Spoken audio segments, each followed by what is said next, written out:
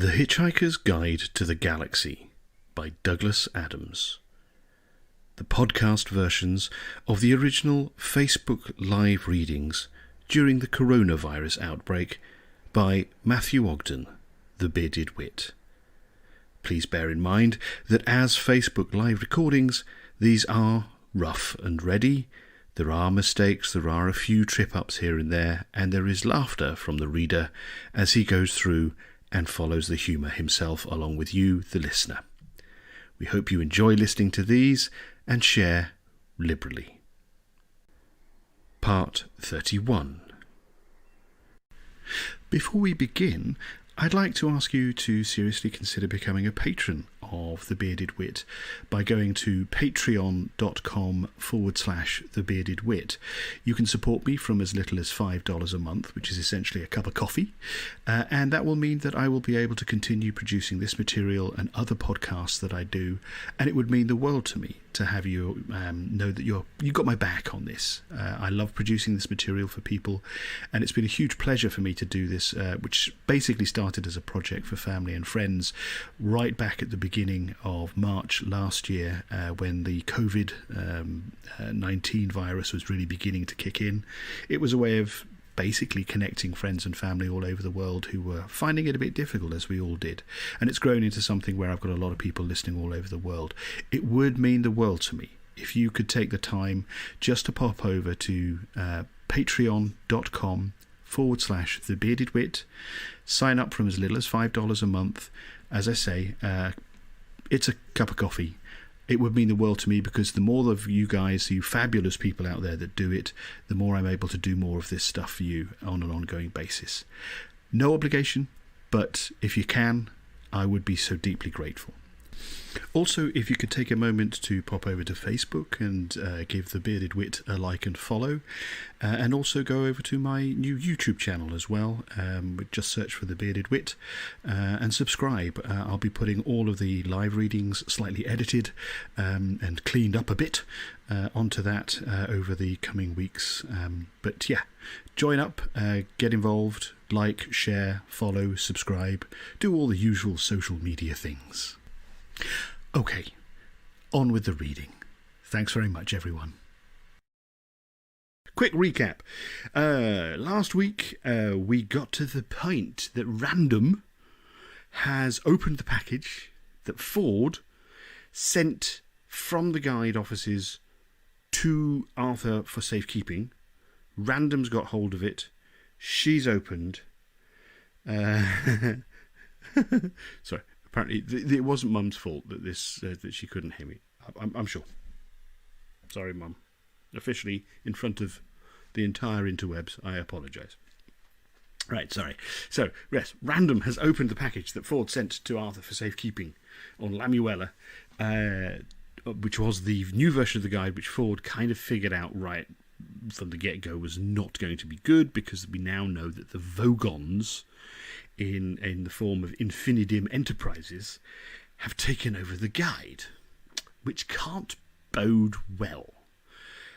What we found out last week was that actually there is only one copy of the guide, but it is so phenomenally cleverly constructed in that it can live at every point of time and space simultaneously, that it can exist in a single copy form, and yet everybody can have a copy of it. Yeah, that made my head blow up the first time I read it too. But that's the way it is. It's so clever, this stuff. It's a bit like having an Apple iPhone that actually does what you want. And that's when I get suddenly cut off, because I'm on a Mac and everything else, every other piece of equipment I've got is Apple. And that's when suddenly Matthew was never seen again. No, I'm not that much of an influencer yet. I'm not cynical, Mother. Right, okay. Tea, everybody. This is my cup of tea. Oh, I shouldn't. That's got branding on it. It's. I don't necessarily approve of this organisation, but they do make enormous cups of tea. Well, enormous cups, which I can then put enormous amounts of tea into. So I'll hide it behind the mic as I drink it. I'll give you a tea sound effect. Matthew slurping tea. Oh, bloody hell, it's good. I say it every time, but oh my God, I'm so English. Oh God, I love tea. Anyway. Hello, Daniel. Yeah. I know you're an android, but oh my God, that tea's hot. I've just set fire to my own throat. Sorry about that. Yes, Daniel is a very good friend of mine from the comedy community in Denmark. He's a stand-up comic and fantastic creator of comic excellence. That was not one of the funniest things he's ever said. Anyway, let's get on. Yes, so we have Random has got the copy of the guide, and she's opened it, and it has kind of seduced her into zapping off back in the infinite line of Earths that exist in the plural zone. So the guide has disappeared with Random. Arthur is a bit lost because he's buggered if he knows what's going on. He's found a cave which has got the old guide in it, his old guide in it, that he didn't ever want to see again. And he's sat down on something that he thought was a rock, but he's just discovered that it's a person. Which person we are about to find out. Sit down, drink your tea, your gins and tonics, your beers, whatever, and let's carry on.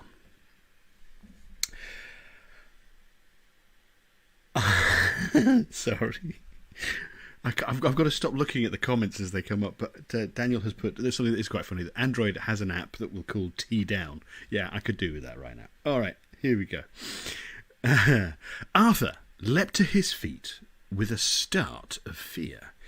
It would be hard to say which he was more frightened of, that he might have hurt the person that he had inadvertently sat on, or that the person he had inadvertently sat on would hurt him back.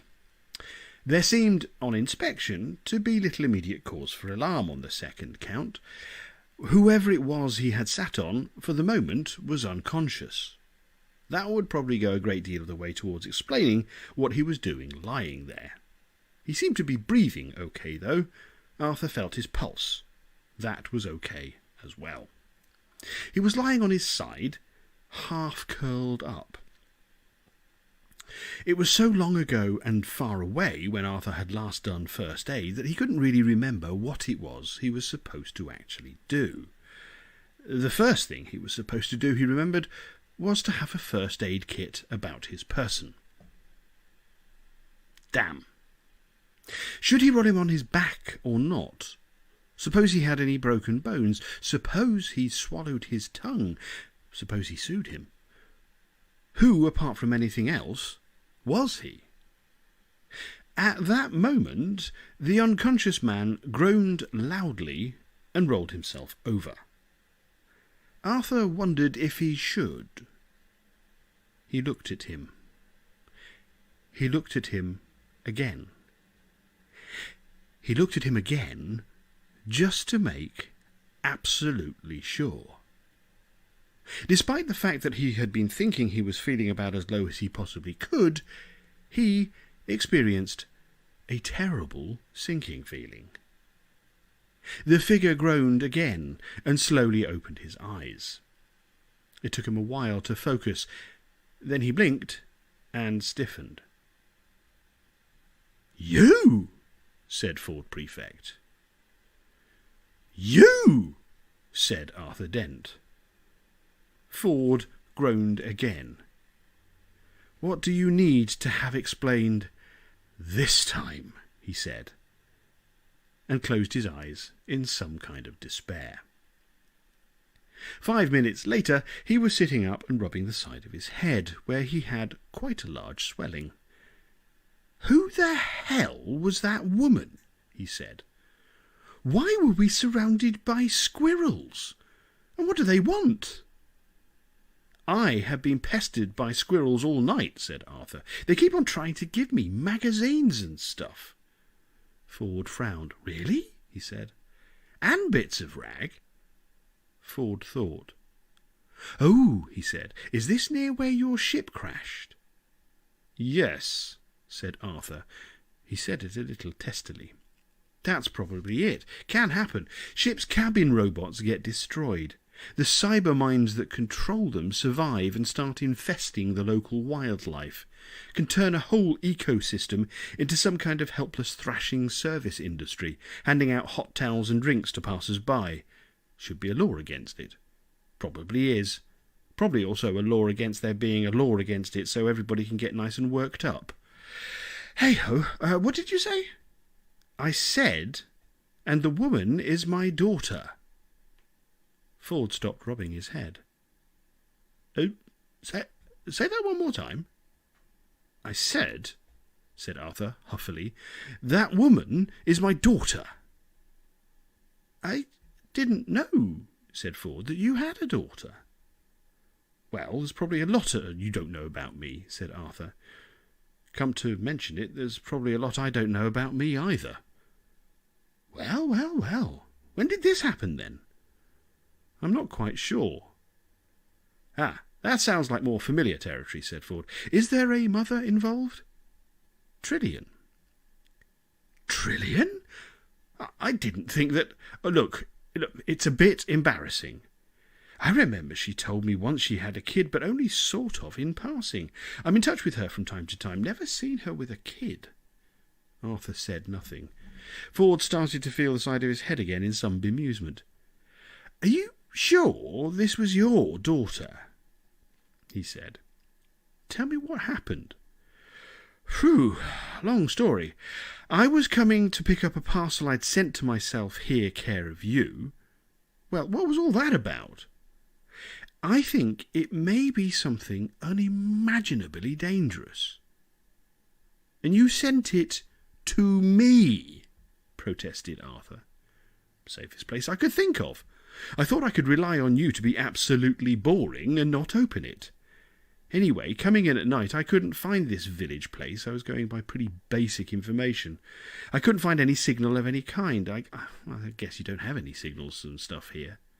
That's what I like about it. Then I did pick up a faint signal from your old copy of the guide.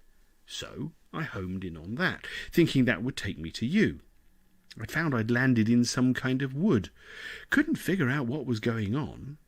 I get out and then see this woman standing there. I go up and say hello, and suddenly I see that she's got this thing. What thing? The thing I sent you, the new guide, the bird thing. You were meant to keep it safe, you idiot, but this woman had the thing right there by her shoulder. I ran forward and she hit me with a rock. I see, said Arthur. What did you do? Well, I fell over, of course.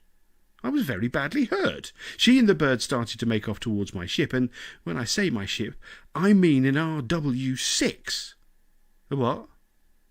An RW6, for Zark's sake. I've got this great relationship going on now between my credit card and the guide's central computer. You would not believe that ship, Arthur. It's a... Oh, so an RW6 is a spaceship, then? Yes! It's... Oh, never mind. Look, just get some kind of a grip, would you, Arthur? At least some kind of catalogue.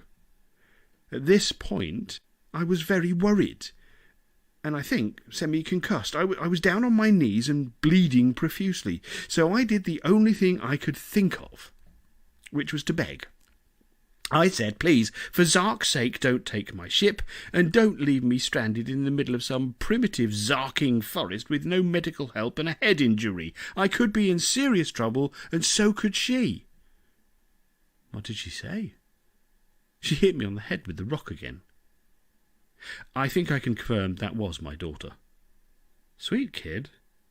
You have to get to know her, said Arthur. Oh, she eases up, does she? No, said Arthur, but you get a better sense of when to duck. Ford held his head and tried to see straight. The sky was beginning to lighten in the west, which was where the sun rose. Arthur didn't particularly want to see it. The last thing he wanted after a hellish night like this one was some blasted day coming along and barging about over the place. What are you doing in a place like this, Arthur? Demanded Ford. Well, said Arthur, making sandwiches mostly. What? I am, probably was, the sandwich maker for a small tribe. It was a bit embarrassing, really, when I first arrived, that is, when they rescued me from the wreckage of this super high-technology spacecraft which had crashed on their planet. They were very nice to me, and I thought I should help them out a bit. You know, I'm an educated chap from a high-technology culture. I could show them a thing or two. And, of course, I couldn't. I haven't got the faintest idea when it comes down to it of how anything actually works.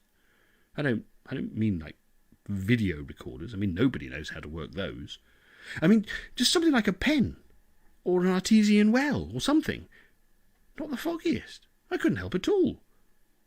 So one day I got glum and made myself a sandwich. That suddenly got them all excited. They'd never seen one before. It was just an idea that had never occurred to them, and I happened to quite like making sandwiches, so it all sort of developed from there. And you enjoyed that? Well, yeah, I think I sort of did, really. Getting a good set of knives, you know, that sort of thing. You didn't, for instance, find it mind-witheringly, explosively, astoundingly, blisteringly dull? Well, no, not as such. Not actually blisteringly. Odd, I would. Well, I suppose we have a different outlook. Yes, like the picker-birds. Ford had no idea what he was talking about and could not be bothered to ask. Instead, he said, "So, how the hell do we get out of this place?" Well, I think the simplest way from here is just to follow the way down the valley into the plains, probably. Take an hour, and then we can walk from there. I don't think I could face going back up and over the way I came. Walk round where from there? Well, back to the village, I suppose. Arthur sighed a little forlornly. "I don't want to go to any blasted village," snapped Ford. "We've got to get out of here." "Where? How?" "I don't know. You tell me. You live here. There must be some way off this zarking planet." "I don't know." "What do you usually do?" "Sit around and wait for a passing spacecraft, I suppose." "Oh, yes. And how many spacecraft have visited this zark-forsaken little flea pit recently?" "Well, a few years ago there was mine that crashed here by mistake. Then there was Trillion. Then the parcel delivery. And now you. And, yeah, apart from the usual suspects." "Well, I think pretty much none, as far as I know. Pretty quiet around here." As if deliberately to prove him wrong, there was a long, low, distant roll of thunder. Ford leapt to his feet fretfully and started pacing backwards and forwards in the feeble, painful light of the early dawn, which lay streaked against the sky as if someone had dragged a piece of liver across it. You don't understand how important this is," he said. "What? You mean my daughter out there all alone in the galaxy? You don't think I... You think I don't? Now, can we feel sorry for the galaxy later?" said Ford. "This is very, very serious indeed. The guide has been taken over. It's been bought out." Arthur leapt up. "Oh, very serious," he shouted. "Please fill me in straight away on some corporate publishing politics. I can't tell you how much it's been on my mind of late." "You don't understand. There's a whole new guide." "Oh!" shouted Arthur again. Oh, I'm incoherent with excitement. I can hardly wait for it to come out and find out which of the most exciting spaceports to get bored hanging about in some globular cluster I've never bloody heard of. Please, can we rush to a store that's got it right this very instant?" Ford narrowed his eyes. This is that thing you call sarcasm, isn't it?" "Do you know?" bellowed Arthur. "I think it is. I really think it might be just a crazy little thing called sarcasm seeping in at the edges of my manner of speech. Ford, I have had a fucking bad night. Will you please try and take that into account whilst you consider what fascinating bits of badger sputumly inconsequential trivia to assail me with next? Try to rest, said Ford. I need to think. Why do you need to think? Can't we just sit and go bum-ba-dum-ba-dum-ba-dum-ba-dum-ba-dum with our lips for a little bit? Couldn't we just dribble gently and loll a little bit to the left for a few minutes? I can't stand it, Ford. I can't stand all this thinking and trying to work things out anymore. You may think I am just standing here barking. Hadn't occurred to me at all, in fact. But I mean it. What is the point? We assume that every time we do anything, we know what the consequences will be, i.e., more or less what we intend them to be. This is not only not always correct, it is wildly, crazily, stupidly, cross-eyed, blitheringly, insectly wrong. Which is exactly my point. Thank you, said Arthur, sitting down. What? Temporal reverse engineering. Arthur put his head into his hands and shook it gently from side to side. Is there any humane way, he moaned, in which I can prevent you from telling me what temporary reverse bloody what's-itting is? No, said Ford, because your daughter is caught up in the middle of it, and it is deadly, deadly serious. Thunder rolled ominously in the distance. All right, said Arthur. Tell me. I leapt out of a high-rise office window. This immediately cheered Arthur up. Oh, he said, why don't you go and do it again? I did. Said Arthur, disappointed. Obviously no good came of it. The first time I managed to save myself by the most astonishingly, and I say this in all modesty, fabulous piece of ingenious quick thinking, agility, fancy footwork, and self-sacrifice. What was a self-sacrifice?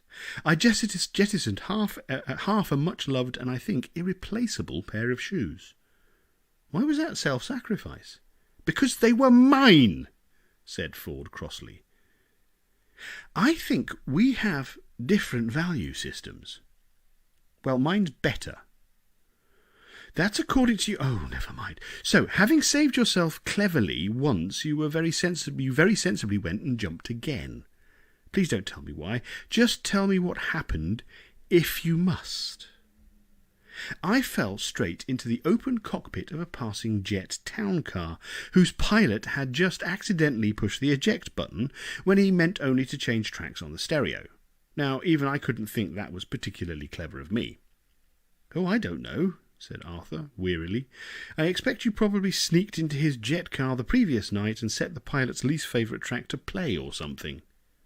No, I didn't, said Ford. Just checking. Though, oddly enough, somebody else did.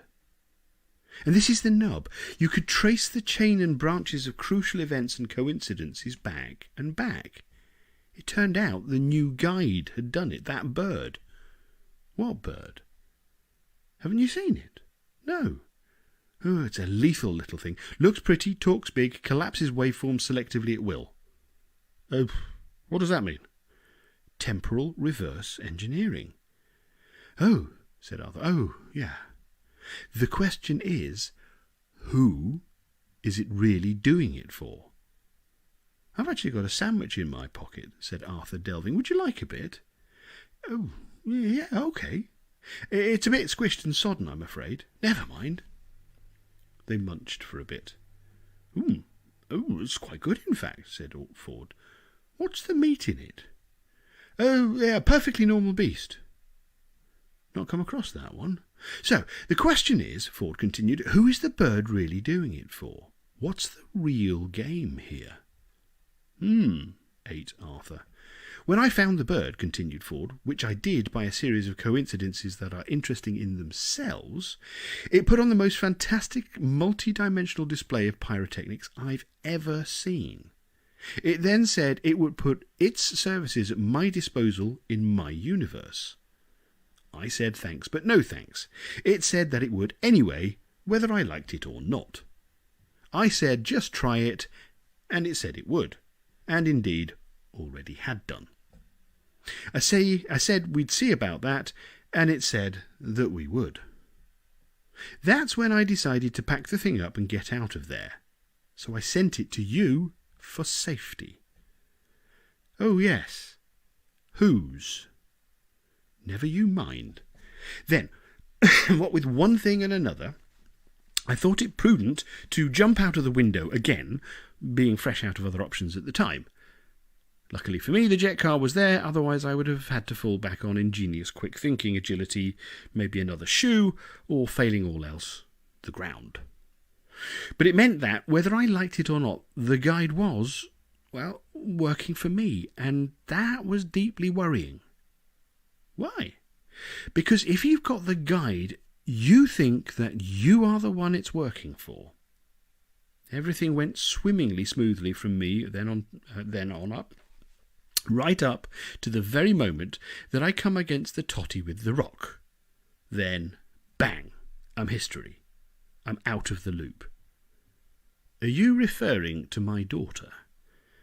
As politely as I can. She's the next one in the chain who will think that everything is going fabulously for her.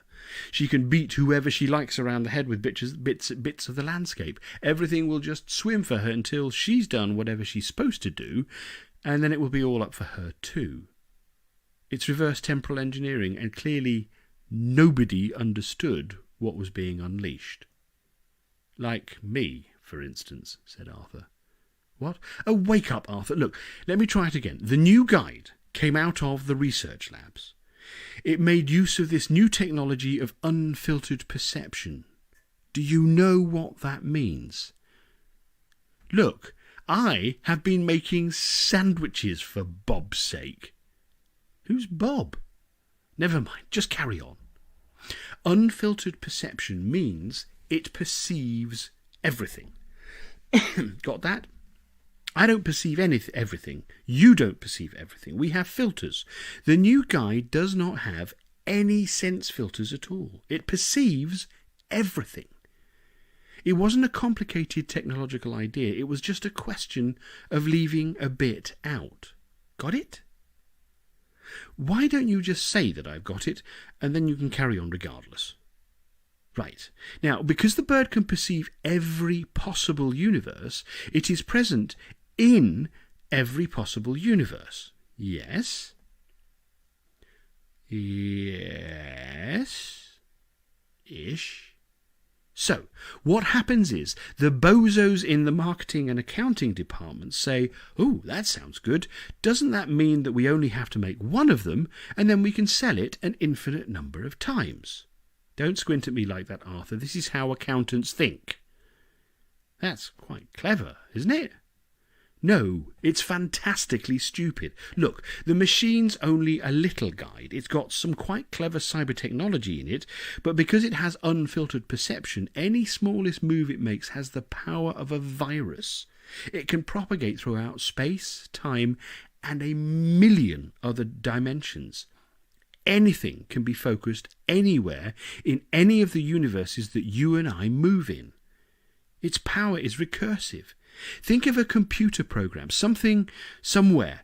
There's one key instruction, and everything else is just functions or brackets billowing out endlessly through an infinite address space. What happens when the brackets collapse? Where's the final and if? Is any of this making any sense, Arthur? Sorry, I was nodding off for a moment. Something about the universe, yes? Something about the universe, yes, said Ford wearily. He sat down again. All right then, he said. Think about this. You know who I think I saw at the guide office? Vogons. Aha! I see I have said a word that you understand at last. Arthur leapt to his feet. That noise, he said. What noise? The thunder. What about it? It isn't thunder. It's the spring migration of the perfectly normal beasts. It's started. What are those animals you keep on going on about? I don't keep on about them. I just put bits of them in sandwiches. Why are they called perfectly normal beasts? Arthur told him. It wasn't often that Arthur had the pleasure of seeing Ford's eyes open wide with astonishment. To take a slurp of tea because I've got a little frog in my throat.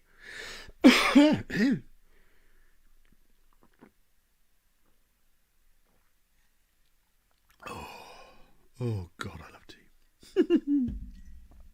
Matthew, the Englishman. Right, let's crack on. It was a sight that Arthur never quite got used to, or tired of. He and Ford had tracked their way swiftly along the side of the small river that flowed down along the bed of the valley. Bally? The bed of the valley. The bed of the valley. There we go. And when at last they had reached the margin of the plains, they pulled themselves up into the branches of a large tree to get a better view of one of the stranger and more wonderful visions that the galaxy has to offer. The great thunderous herd of thousands upon thousands of perfectly normal beasts was sweeping in magnificent array across the Anhondo plain. In the early pale light of the morning, as the great animals charged through the fine steam of their sweat, I'll try that again.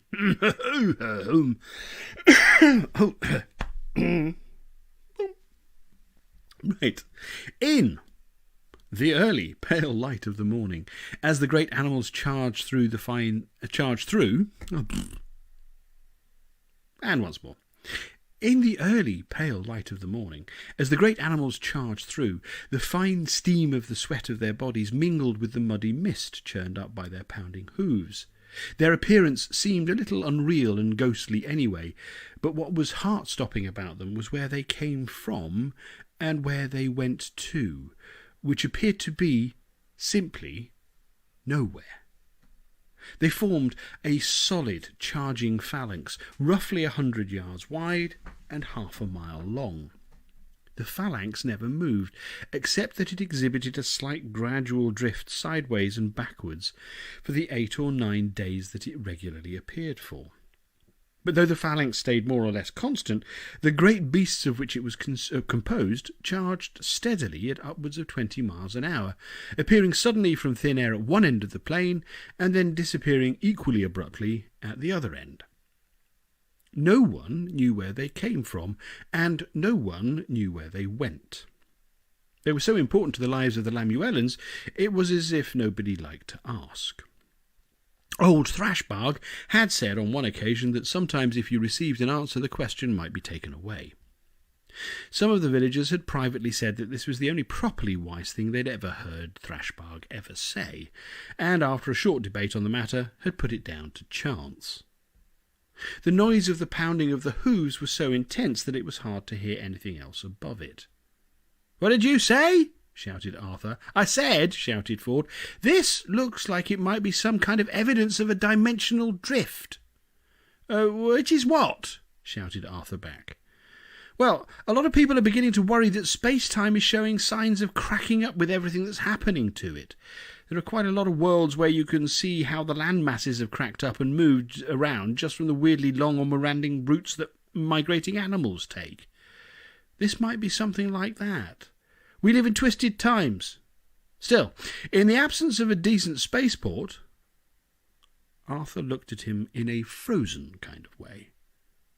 "What do you mean?" he said. "What do you mean, what do I mean?" shouted Ford. "You know perfectly well what I mean. We're going to ride our way out of here." Are you seriously suggesting we try to ride a perfectly normal beast?" "Yeah, see where it goes to." "We'll be killed." "No," said Arthur suddenly. "We won't be killed. At least I won't. Ford, have you ever heard of a planet called Stavromula Beta?" Ford frowned. "Don't think so," he said, pulled out his own battered copy of the Hitchhiker's Guide to the Galaxy and accessed it.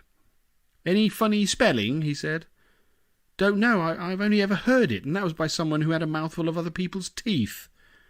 You remember I told you about Agrajag?" Ford thought for a moment.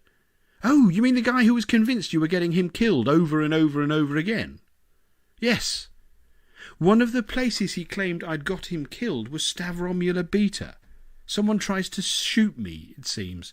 I duck and Agrajag, or at least one of his many reincarnations, gets hit. It seems that this has definitely happened at some point in time, I suppose. I can't get killed until at least after I've ducked on Stavromula Beta. Only no one's heard of it. Ford tried a few other searches of the Hitchhiker's Guide, but it drew a blank. Nothing, he said. It was just... No, I've never heard of it, said Ford finally.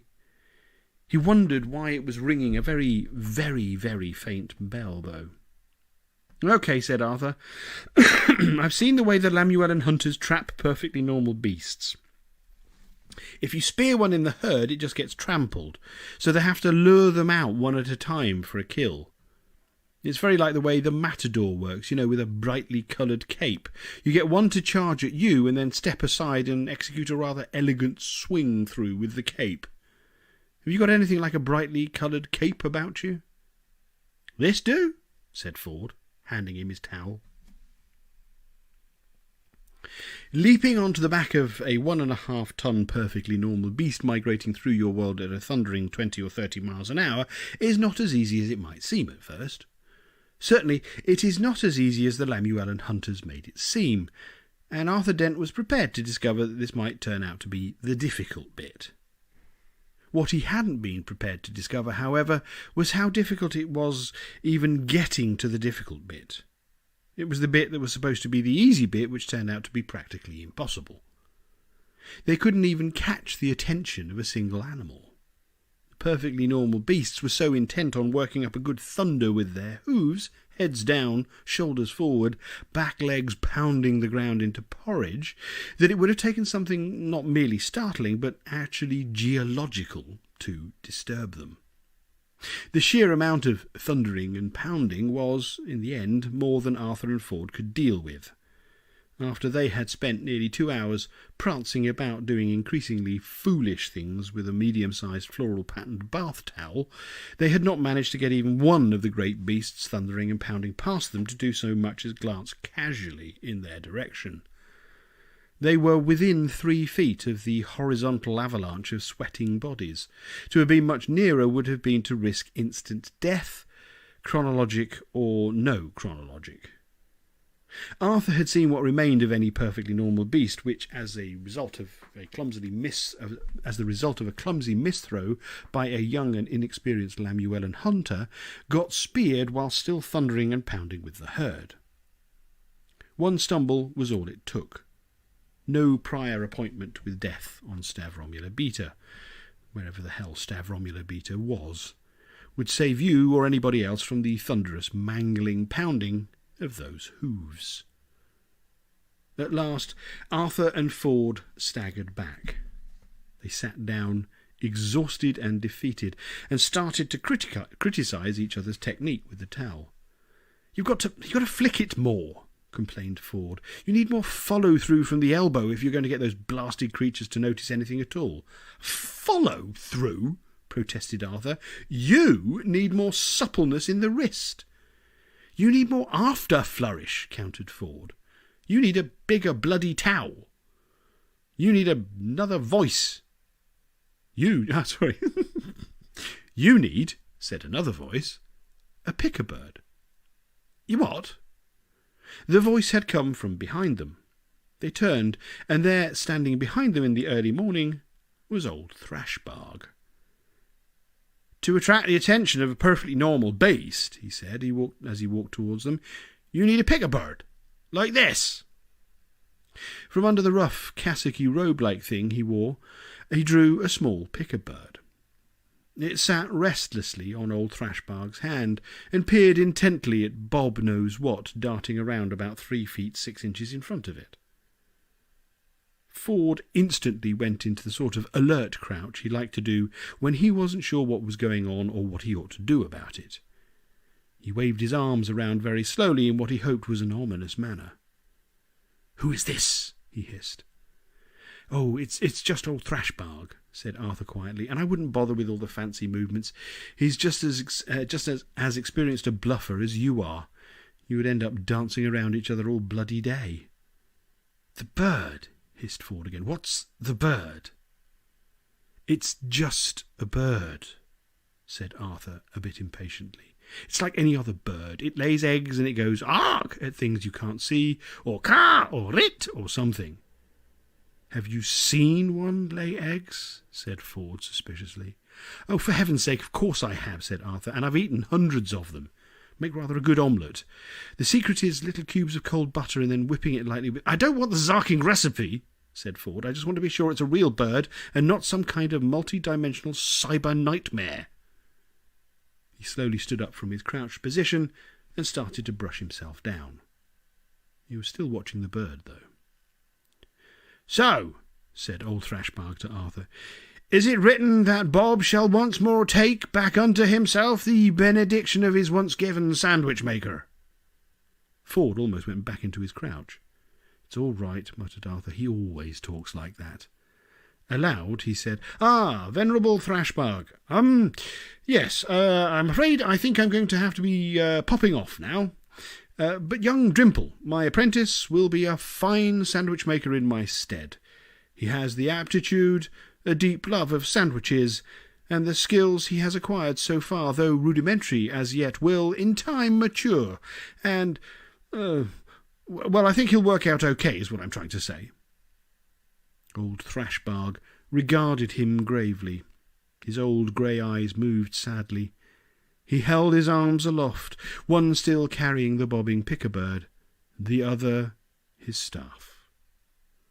"Oh, sandwich-maker from Bob," he pronounced.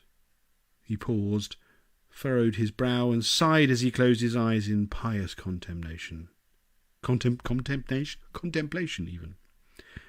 "Life," he said, "will be a very great deal less weird without you." Arthur was stunned. "Do you know," he said, "I think that's the nicest thing anybody's ever said to me." "Can we get on, please?" said Ford. Something was already happening. The presence of the picker-bird at the end of Thrashbarg's outstretched arm was sending tremors of interest through the thundering herd. The odd head flicked momentarily in their direction. Arthur began to remember some of the perfectly normal beast hunts he'd witnessed. He recalled that as well as the hunter-matadors brandishing their capes, there were always others standing behind them holding picker-birds. He had always assumed that, like him, they'd just come along to watch. Old Thrashbarg moved forward, a little closer to the rolling herd.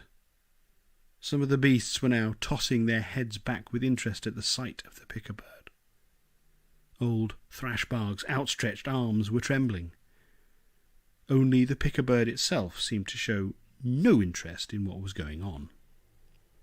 A few anonymous molecules of air, nowhere in particular, engaged all of its perky attention. "Now," exclaimed old Thrashbarg at last, "now you may work them with a towel."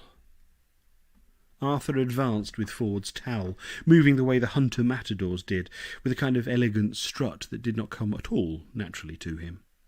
But now he knew what to do, and that it was right. He brandished and flicked the towel a few times, to be ready for the movement, and then he watched. Some distance away he spotted the beast he wanted. Head down, it was galloping towards him, right on the very edge of the herd. Old Thrashbarg twitched the bird. The beast looked up, tossed its head, and then, just as its head was coming down again, Arthur flourished the towel in the beast's line of sight. It tossed its head again in bemusement, and its eyes followed the movement of the towel. He had got the beast's attention. From that moment on, it seemed the most natural thing to coax and draw the animal toward him. Its head was up, cocked slightly to one side. It was slowing to a canter and then a trot. A few seconds later, the huge thing was standing there amongst them, snorting, panting, sweating, and sniffing excitedly at the picker-bird, which appeared not to have noticed its arrival at all. With strange sort of sweeping movements of his arms, old Thrashbarg kept the picker-bird in front of the beast, but always just out of its reach, and always downwards. With strange sort of sweeping movements of the towel, Arthur kept drawing the beast's attention this way and that, always downwards. "I don't think I've seen anything quite so stupid in my life," muttered Ford to himself. At last the beast dropped, bemused but docile, to its knees. "Go!" whispered old Thrashbarg urgently to Ford. "Go! Go now!" Ford leapt up onto the great creature's back, scrabbling amongst its thick, knotty fur for purchase, grasping great handfuls of the stuff to hold him steady once he was in position. "Now, sandwich maker, go!" He performed some elaborate sign and ritual handshake which Arthur couldn't quite get the hang of because old Thrashbarg had obviously made it up on the spur of the moment, and then he pushed Arthur forward. Taking a deep breath, he clambered up behind Ford onto the great hot heaving back of the beast and held on tight. Huge muscles, the size of sea lions, rippled and flexed beneath him. Old Thrashbarg held the bird suddenly aloft. The beast's head swivelled up to follow it. Thrashbarg pushed upwards and upwards, repeatedly with his arms and with the picker-bird, and slowly, heavily, the perfectly normal beast lurched up off its knees and stood, at last, swaying slightly. Its two riders held on fiercely and nervously. Arthur gazed out over the sea of hurtling animals, straining an attempt to see what it was or where they were going, but there was nothing but heat haze. "Can you see anything?" he said to Ford. "No." Ford twisted round to glance back, trying to see if there was any clue as to where they'd come from. Still nothing. Arthur shouted down at Thrashbarg. "Do you know where they come from?" he called, or where they're going?" "The domain of the king!" shouted old Thrashbarg back. "King?" shouted Arthur in surprise. What king?" The perfectly normal beast was swaying and rocking restlessly under him. "What do you mean, what king?" shouted old Thrashbarg. "The king!" "It's just that you never mentioned a king," shouted Arthur back in some consternation. "What?" shouted old Thrashbarg. The thrumming of 1,000 hooves was very hard to hear over, and the old man was concentrating on what he was doing. Still holding the bird aloft, he led the beast slowly round till it was once more parallel with the motion of its great herd. He moved forward.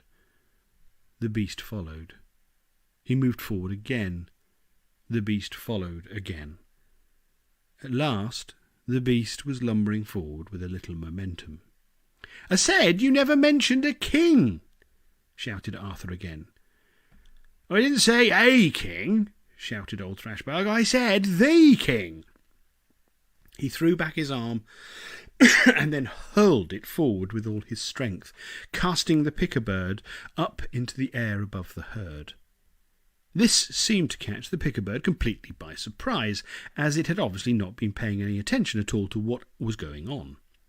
It took a moment or two to work out what was happening, then unfurled its little wings, spread them out, and flew. "Go!" shouted Thrashbarg. "Go and meet your destiny, sandwich maker!" Arthur wasn't so sure about wanting to meet his destiny as such. He just wanted to go wherever it was they were going so he could get back off this creature again. He didn't feel at all safe up there.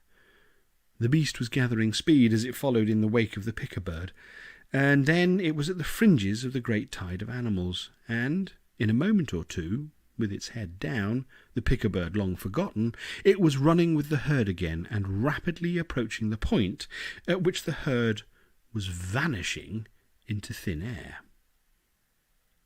Arthur and Ford held on to the great monster for dear life, surrounded on all sides by hurtling mountains of bodies. "Go! Ride that beast!" shouted Thrashbarg. His distant voice reverberated faintly in their ears. "Ride that perfectly normal beast! Ride it! Ride it!" Ford shouted in Arthur's ear. "Where did he say we were going?" "He said something about a king," shouted Arthur in return, holding on desperately. "What king?" "That's what I said. He just said, the king." "I didn't know there was a the king," shouted Ford. "Nor did I," shouted Arthur back. "Well, except, of course, for the king," shouted Ford, "and I don't suppose he meant him." "What king?" shouted Arthur. The point of exit was almost upon them. Just ahead of them, perfectly normal beasts were galloping into nothingness and vanishing. "What do you mean, what king?" shouted Ford. "I don't know what king. I'm only saying that he couldn't possibly mean the king, so I don't know what he means." "Ford, I don't know what you're talking about." "So?" said Ford.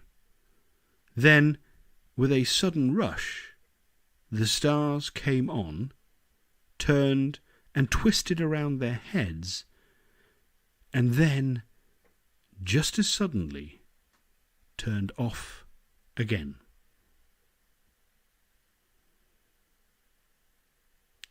And that, ladies and gentlemen, at 10 to 10, is where we'll leave it for this evening. Nice cliffhanger. I'm getting good at these. More. I hope you have enjoyed this evening. I will be back, same time, same place, same channel, next week, 9 o'clock CET. Thank you as ever for your company. And as I say, if you haven't already signed up, please make sure you go to patreon.com/thebeardedwit and become a patron. I would really appreciate that very, very, very much. In the meantime, have a super week. Look after yourselves. I promise to have the new versions of the last, it's now going to be four of these up on the podcast versions as soon as possible. Look after yourselves. Be good to yourselves. Don't do anything silly. Always remember where your towel is. Drink plenty of tea.